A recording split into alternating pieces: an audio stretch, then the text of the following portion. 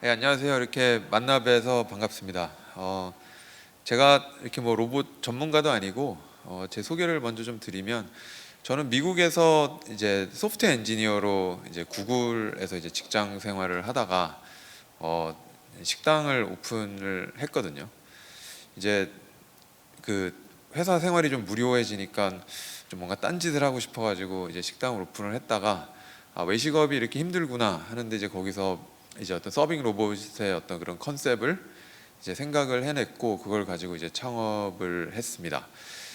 저희가 그 이제 최초로 어떤 그 산업 그 어떤 시설이 아닌 그런 일반인들이 있는 그런 시설에서 이제 성공적으로 사업화를 했고 이제 4년이 지난 지금 이제 저희는 이제 흑자 전환으로 돌아섰고요. 이제 전 세계 이제 어떤 서빙 로봇이라는 게 그 어떤 외식업의 이제 미래다라고 이제 인정을 해주는 단계까지 왔습니다.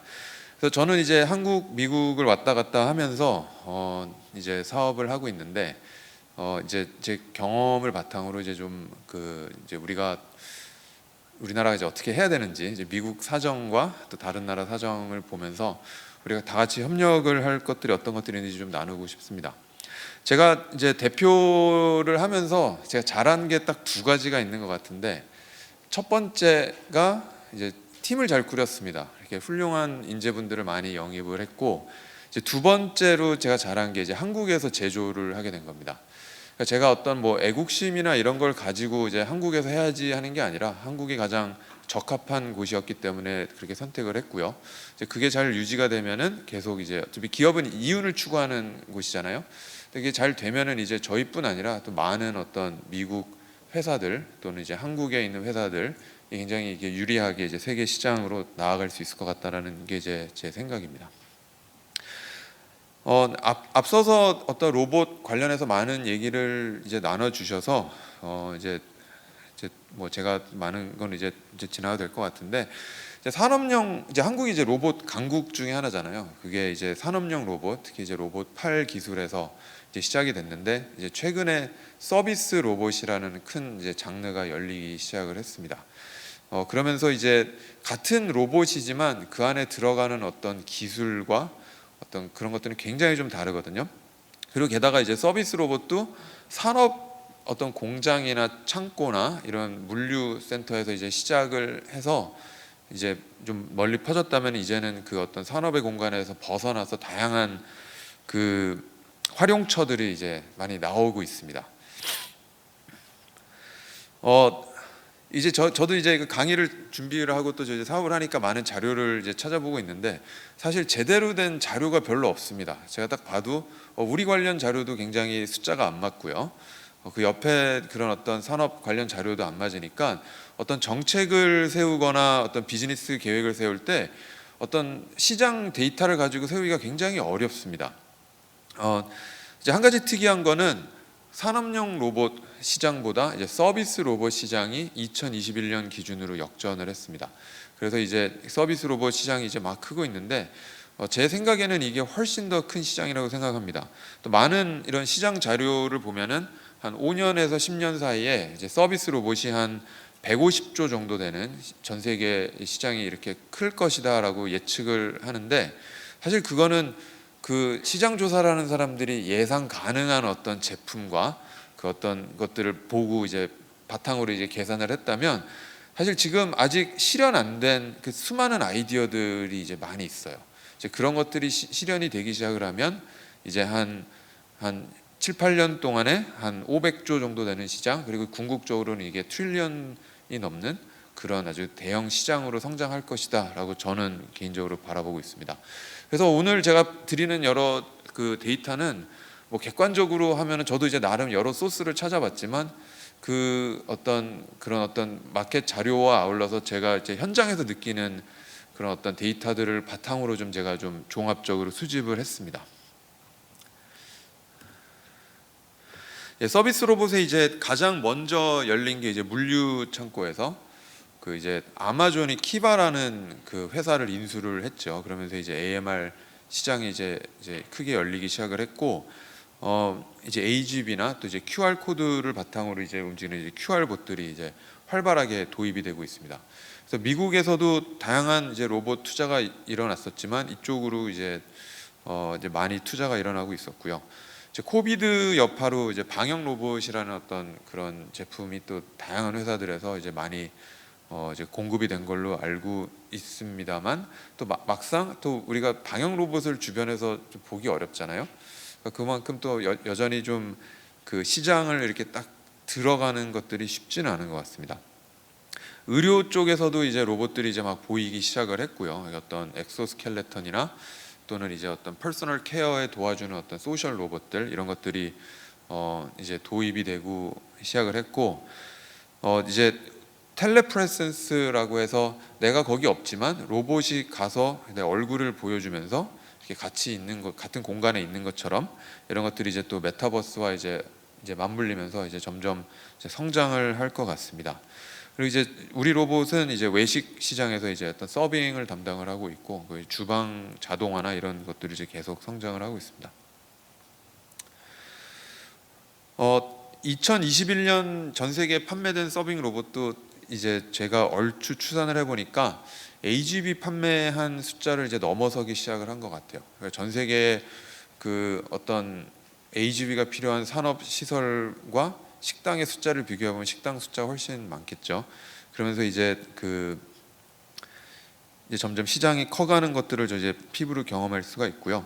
이제 한국에서는 우리 로봇이 이제 KT와 함께 이제 한국에 이제 한국 시장에 디스트리뷰시 되고 있습니다. 그래서 이제 KT의 어떤 그 비디오를 제가 잠깐 보여드리도록 하겠습니다. 안녕하세요. 네, 저는 39 최성일입니다. 장도 보고 음식도 서빙도 직접 하는 일당백 사장입니다. 전주에서 작은 식당을 하고 있어요. 식당을 한 지는 한 2년 정도 됐어요. 예전에는 매일 가게 문 열 때마다 긴장했어요. 음식하랴, 서빙하랴, 배달 준비하랴 너무 힘들더라고요.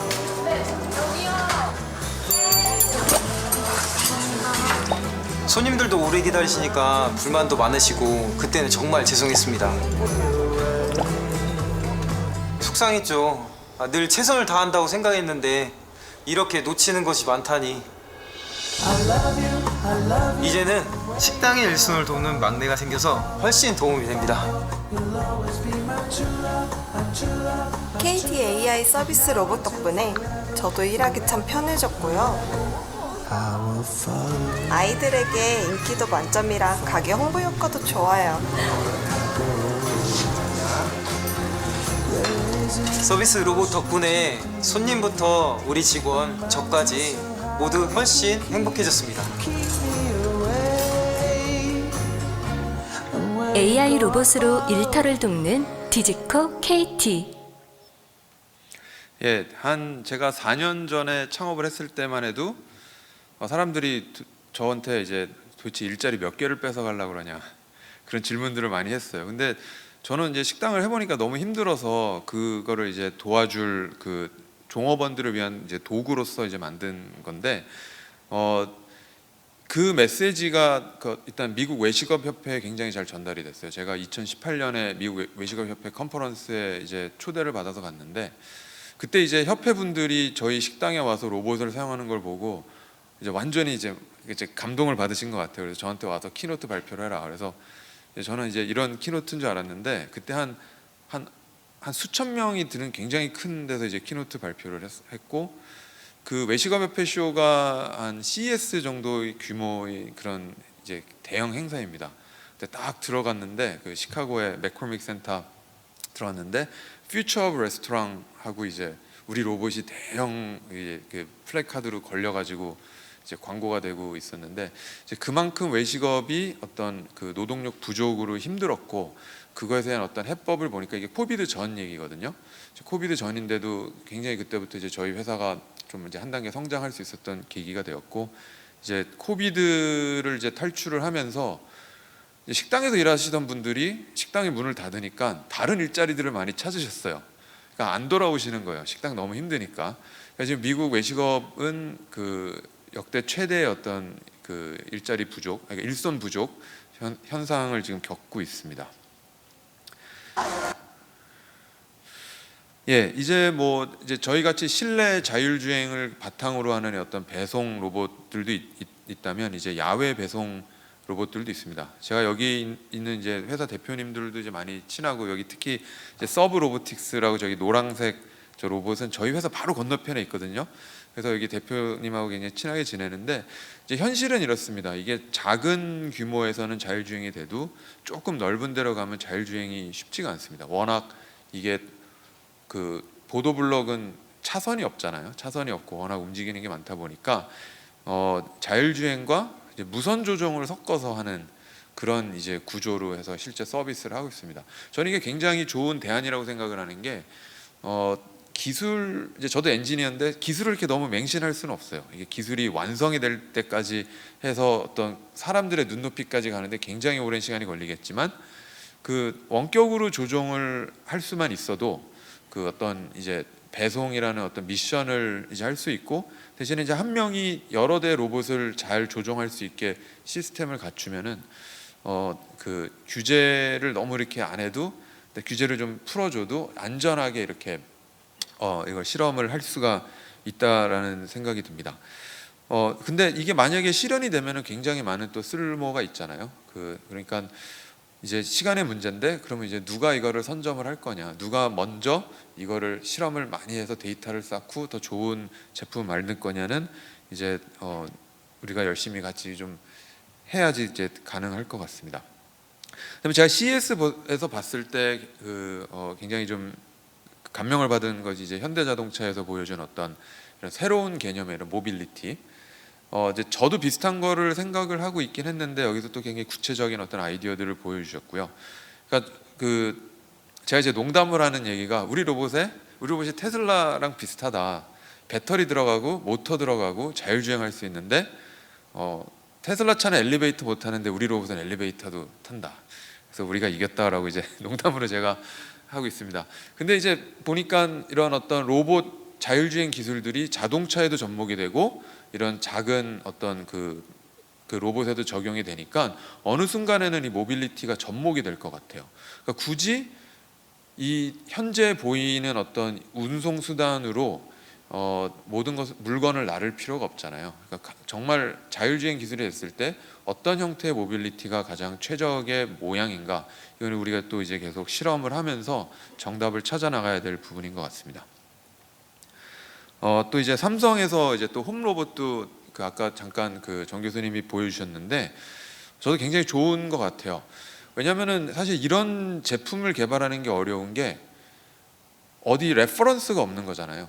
창의적으로 정말 폼팩터부터 스펙부터 어떤 피처들부터 다 정리를 해서 실험을 하고 이제 투자를 많이 해야지 가능한 건데, 이렇게 어떤 그런 거를 이제 딱 한 발짝 우리나라 기업들이 이렇게 갈 수 있는 거는 굉장히 좋은 이제 방향인 것 같습니다. 근데 이제 전 세계 로봇 시장을 보면은 지금 중국이 어마어마한 속도로 성장을 하고 있습니다. 한국이 알려지기로는 이제 산업용 로봇에서는 산업용 로봇 도입의 밀도가 가장 높다라는 거는 우리가 잘 알려진 거지만, 실제 산업용 로봇팔의 설치 대수를 보면은 중국이 압도적으로 많습니다. 그러니까 당연히 이제 그쪽이 이제 공장 이런 산업 시설이 더 많기 때문이기도 하고요. 그거 아울러서 로봇 특허 개수만 봐도 중국이 압도적으로 많고, 미국은 사실은 그렇게 중국만큼 잘 하고 있지는 않은 것 같습니다.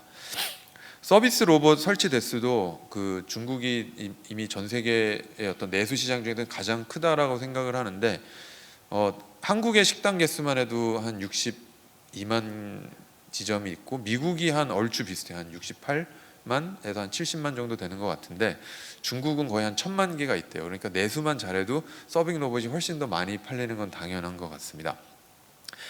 그리고 이제 저도 이제 투자를 받으려고 투자자들 많이 만나보고 다니는데, 미국 투자자분들은 확실히 이제 어떤 하드웨어에 대한 두려움이 있어요. 그래서 이제 어떤 투자에 대한 게 이렇게 굉장히 좀 보수적으로 하고 있는 반면에, 중국은 어마어마하게 이제 로봇 회사들에게 투자가 들어가고 있습니다. 그러니까 그러니까 물가 대비로 보면은 지금 이게 2021년 12월 한 달 동안에 투자된 금액이거든요. 그러니까 중국의 이제 220 밀리언이 미국의 300 밀리언보다 사실 몇 배 이상의 투자가 이루어졌다라고 이제 보시면 될 것 같습니다. 예, 그래서 이제 여러 중국 기업들이 이제 부상을 하고 있는데 또 이런 중국 로봇 회사들 대표님들하고 이제 만나고 저도 이제 제조라는 게 항상 이제 부담이 되니까 이제 만나서 야, 너네가 우리 로봇 좀 하드웨어 만들어주고 우리가 그냥 소프트웨어만 만들면 안 될까? 사실 제가 창업 처음부터 저는 이제 소프트웨어 하는 사람이니까 하드웨어 어디다 사다가 우리가 소프트웨어만 얹으면 되겠지 했는데 그런 하드웨어가 없더라고요. 없어가지고 하다 보니까 이제 제조까지 하게 되었는데 근데 중국 기업들은 하나같이 이제 딱 얘기를 합니다. 자기네가 데이터를 포기하지는 않을 거다. 중국 기업 중에 지금 현재 OEM으로 하드웨어만 납품할 수 있는 회사들이 이제 메이저 중에는 거의 없고 그 이제 작은 기업들도 이제 굉장히 찾기 힘들 거다. 그냥 포기해라. 그런 얘기들 해주시더라고요. 근데 아마 그거는 어떤 중국 그 정부에서 지금 굉장히 큰 액수의 보조금을 이제 지원을 하고 있는데 그것과 이제 연관이 될 수도 있는 것 같습니다. 근데 이제 미국의 입장에서는 이제 특히 외식업계는 굉장히 보수적이거든요. 그 화웨이 사태에 대한 어떤 그런 트라우마가 있어요. 약간 굉장히 충격적이었어요. 중국에서 이렇게 좋은 핸드폰을 만들어서 썼더니 이게 어떤 그 도청이 되거나 뭐 이런 여러 가지 데이터 프라이버시 문제들이 이제 생겼다라는 건데 이제 이런 것들 때문에 이제 중국 로봇들이 이제 미국에서 어떤 큰 업체들하고 일하기는 좀 쉽지는 않더라고요. 사실 그런 것들이 저희한테는 좀 큰 이제 이득으로 작용하고 있긴 합니다. 근데 중국은 아예 이제 로봇을 미래의 어떤 핵심 산업으로 지정을 하고 이제 5개년 로봇 산업 발전 계획을 세웠습니다. 이제 많은 어떤 마케팅 101은 이제 고급 제품을 만들어서 브랜드를 만들고 그 다음에 이제 워터폴로 이게 좀 중저가 시장으로 내려오는 반면에 중국 기업들은 이제 저가에서 시작해서 이제 하이엔드로 점점 올라가는 전략으로 해서 많이 성공을 봤습니다. 드론 회사 중에 이제 DJI라는 데가 있는데요. DJI도 굉장히 저가 드론에서 시작을 했지만 그 고가 어떤 제품들까지 쭉 치고 올라와서 지금 이제 거의 드론 업계에서는 이제 1등으로 올라섰고요. 뭐 이제 뭐 샤오미든 그런 화웨이든 이제 처음에는 이제 저가에서 시작을 했다면 지금은 굉장히 그 고품질의 이제 제품을 만드는 것들을 이제 볼 수가 있습니다. 그래서 이제 로봇이 지금 중국에서 그렇게 퀄리티가 높지는 않은 것 같아요. 어떤 그 하드웨어를 빨리 만들고 제품을 빨리빨리 실험을 하는 거는 굉장히 잘하는데 아직 퀄리티가 뭐 애플 수준 이렇지는 않은데 이제 5개년 이제 발전 계획은 이제 고부가 가치 제품을 이제 고급 제품을 더 만들자. 그리고 또 한 가지 특이한 거는 이제 로봇에 특화된 중소기업을 육성을 하자. 그리고 이제 우리가 로봇 표준화를 주도하자. 혁신 기술에 투자하고 다양한 애플리케이션에 접목을 하자. 이런 어떤 거를 이런 기조로 이제 5개년 계획이 이제 나왔습니다.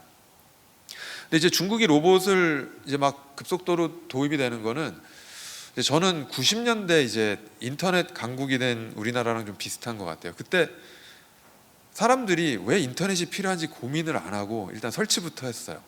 뭔가 이게 우리 자녀들의 교육에 도움이 되겠지. 이게 미래 사회니까 우리는 인터넷을 써야 돼.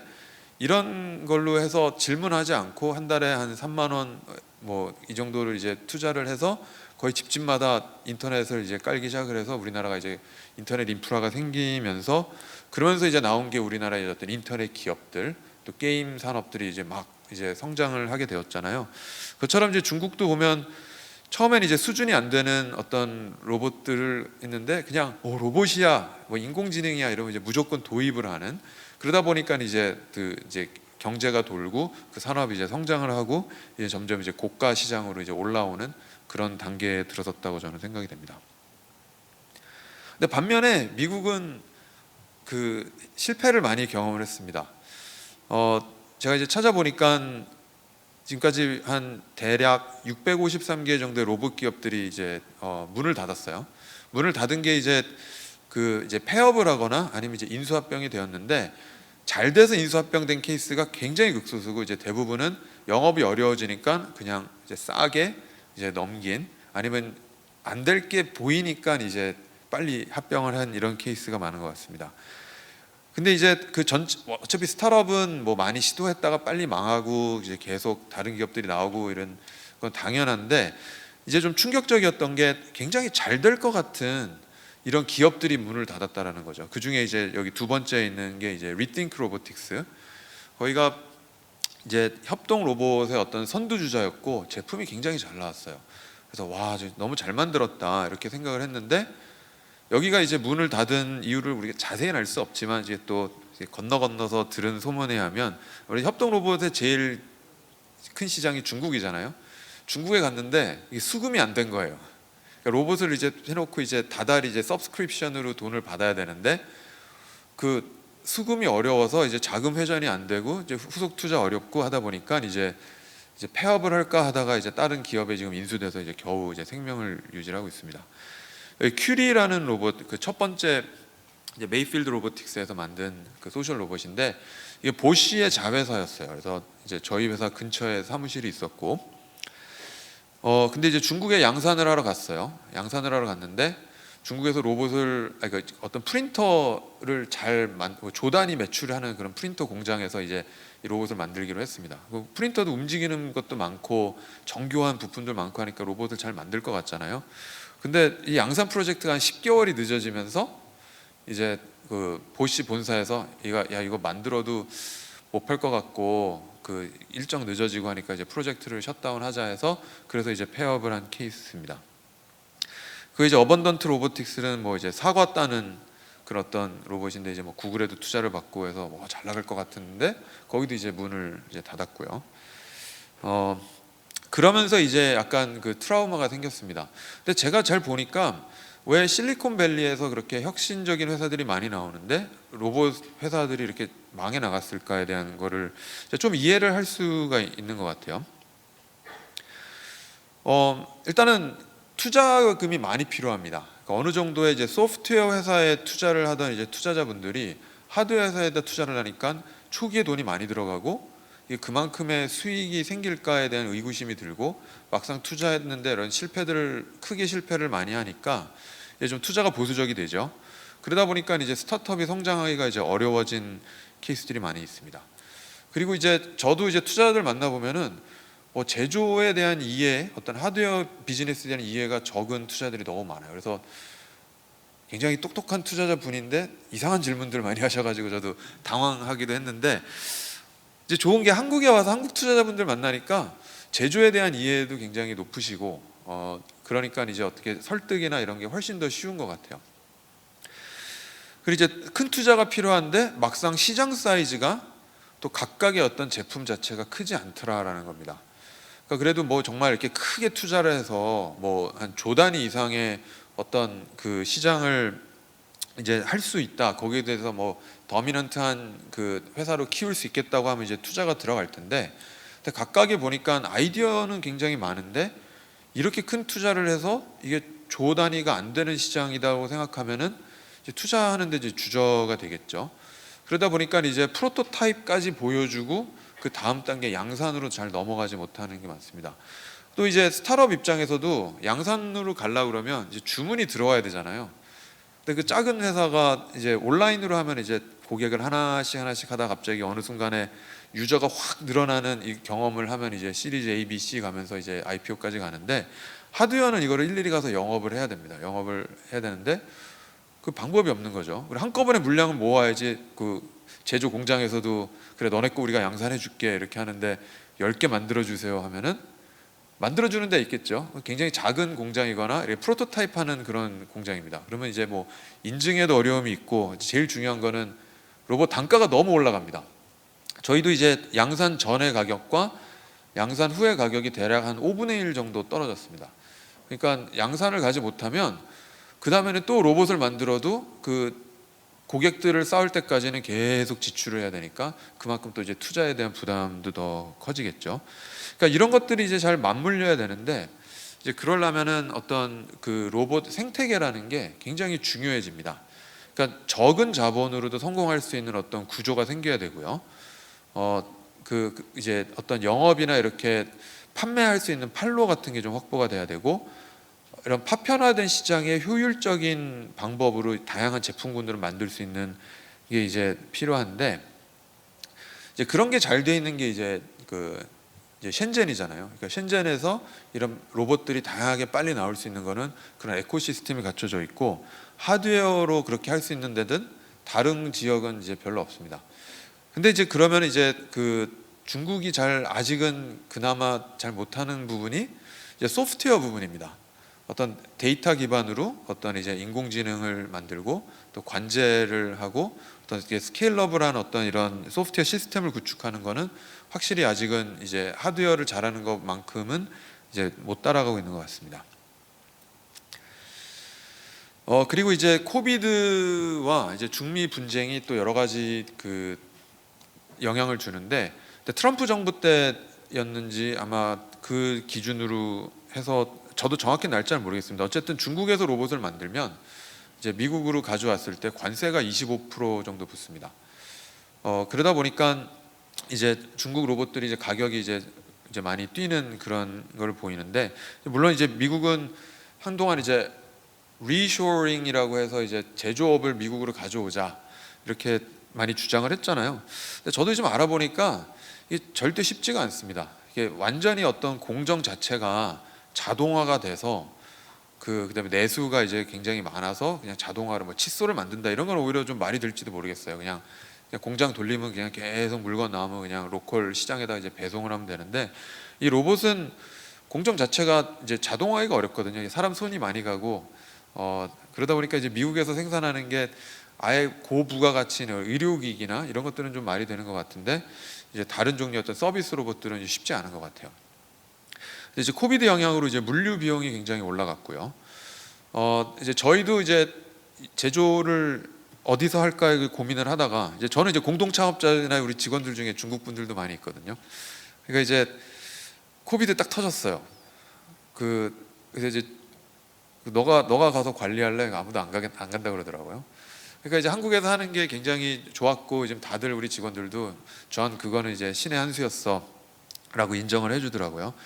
그러니까 저희는 이제 한국에 그래서 이제 팀을 많이 키웠고, 지금 이제 한 80명 정도, 대부분은 R&D 인력이에요. 그렇게 이제 그래서 이제 한국 사무실을 이제 키울 수 있는 또 다른 이제 계기가 되었습니다.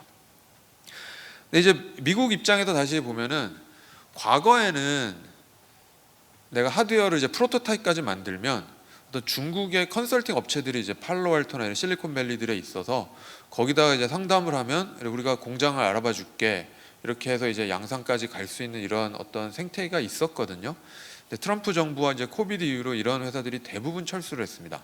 대부분이 철수를 해서 지금은 이제 프로토타입을 만드는데 어디 가서 양산을 하고 이거 도움을 받을 수가 없어요. 그리고 대부분 스타트업 하는 사람들이 그 모든 분야를 다 알질 못하잖아요.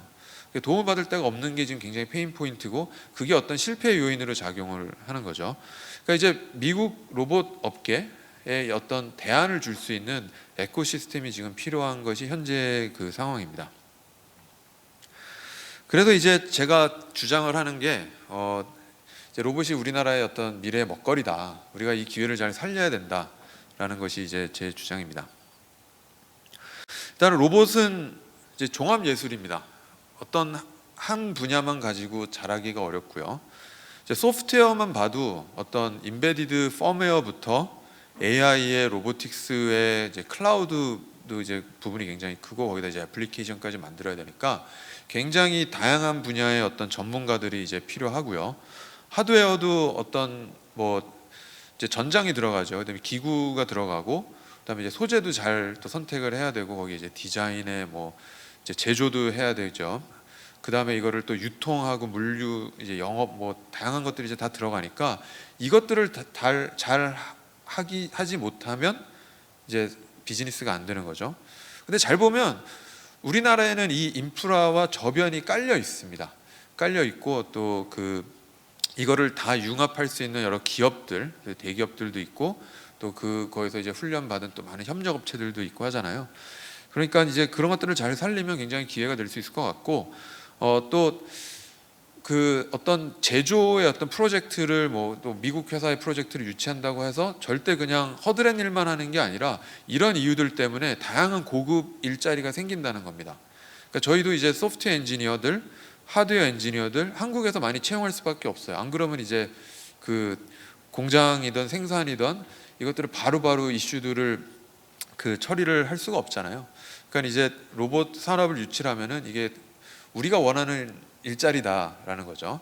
그러니까 3D 업종 같은 거는 이제 사람들이 잘 안 하려고 그러니까 일자리가 부족인데 막상 고급 일자리가 좋은 게 없으니까 사람들이 이제 또 취직이 안 돼요, 뭐 이런 얘기 이제 하는 건데 그런 어떤 기회를 잘 살릴 수 있는 거다라고 저는 생각을 합니다.